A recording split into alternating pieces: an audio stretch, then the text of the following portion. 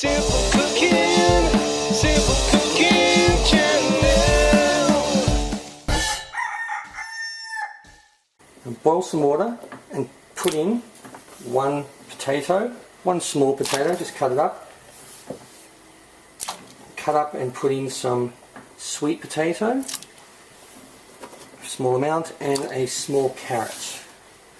Put all that in there and add half a cup of corn kernels. Now boil this for about 15 to 20 minutes until everything is nice and soft. Alright, that's boiled. Now just strain this and let it cool a bit, and then we'll puree it. Now just pour everything into whatever you're going to mix or puree it in, and then puree.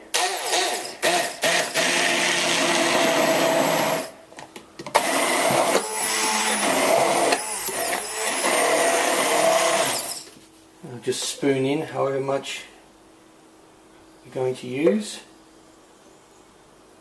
Make sure it's not hot, of course.